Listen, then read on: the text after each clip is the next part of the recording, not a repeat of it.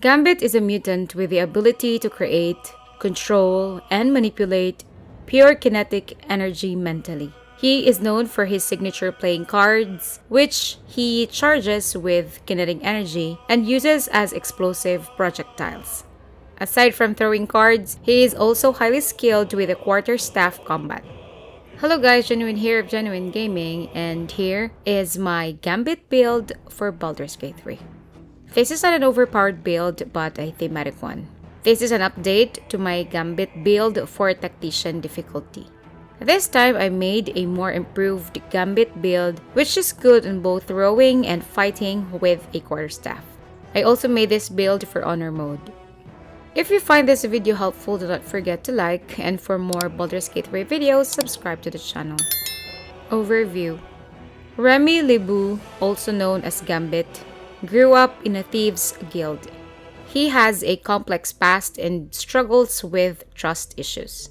To emulate his mutant ability to mentally charge objects with kinetic energy, we are going to give him some levels of monk with the Way of the Four Elements as his subclass. Fangs of the Fire Snake is, I think, the best way to imitate this ability. It is considered a normal attack, and it uses Gambit's attack roll and not his spell attack roll. It is also considered as an unarmed strike with fire damage. We also give him some levels of the Sorcerer class so that we give Gambit some other ways of channeling and manipulating kinetic energy. Gear and equipment. Since Gambit's weapon of choice is a quarterstaff, we are going to let our Gambit wield a quarterstaff. For his quarterstaff, we are going to buy Cacophony from Lady Esther in the Rosimorn Monastery.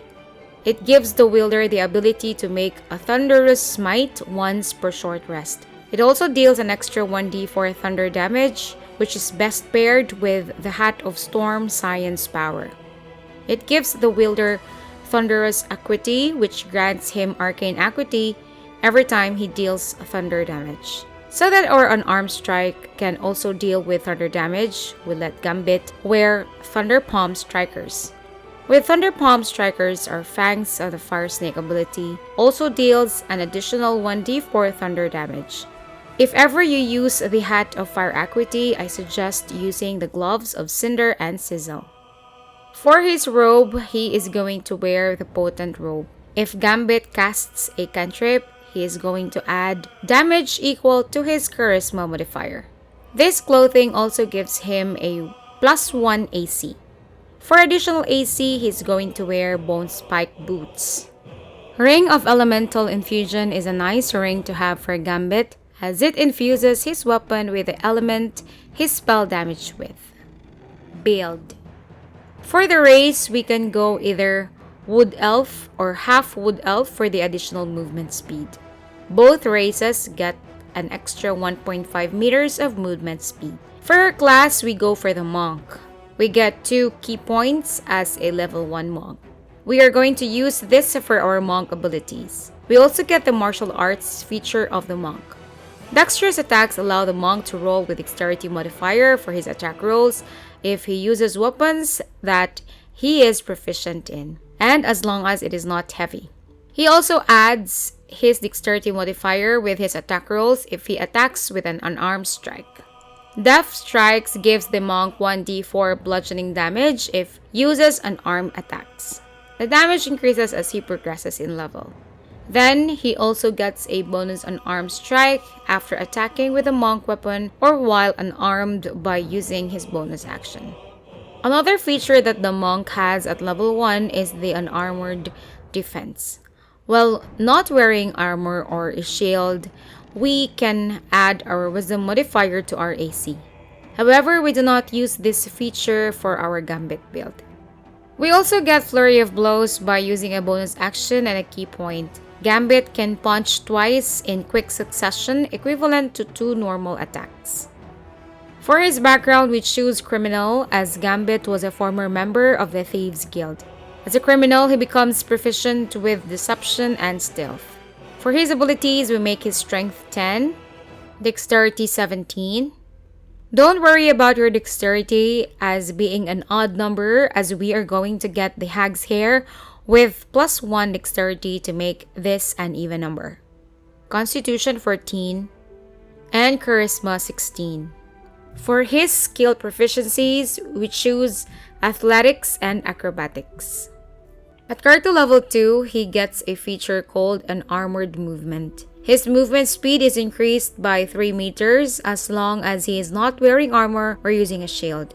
He also has the Patient Defense ability. It can be activated with a bonus action and a key point. While activated, attack rolls against Gambit has a disadvantage, and he has an advantage on dexterity saving throws.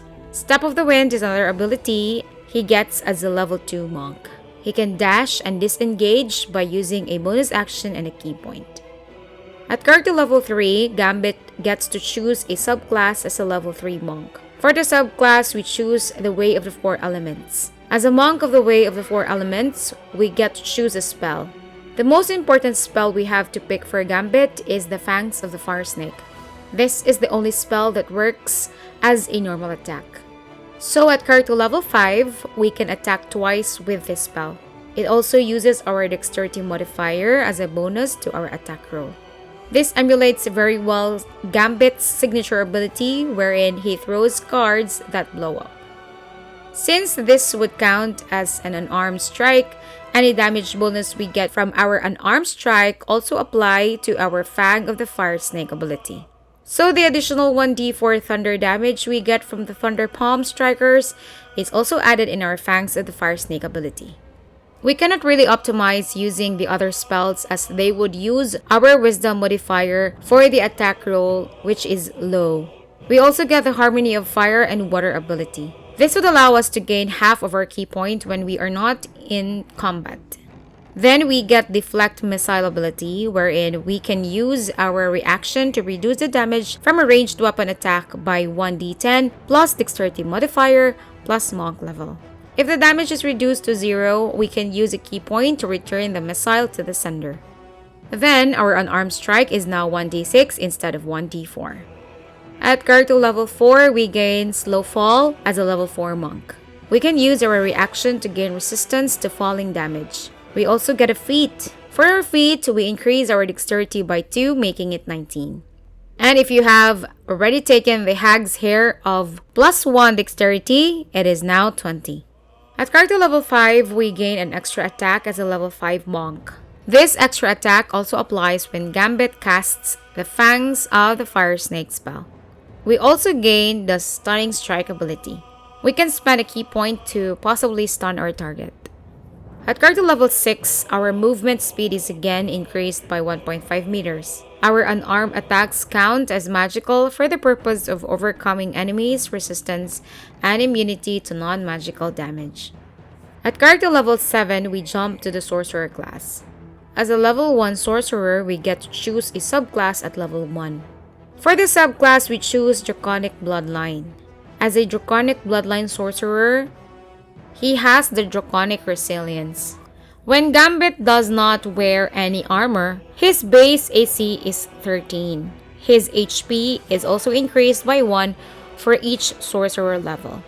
Then we choose Red for the Draconic Ancestry to gain the Burning Hands as a bonus spell. For our cantrips, we choose a Blade Ward, Firebolt, another way of throwing cards with a longer range, Light, and Friends. Just be extra careful of this spell as this could make some NPCs hostile if they pass some checks. For his spell, choose Magic Missile, a homing card throw, and Thunder Wave.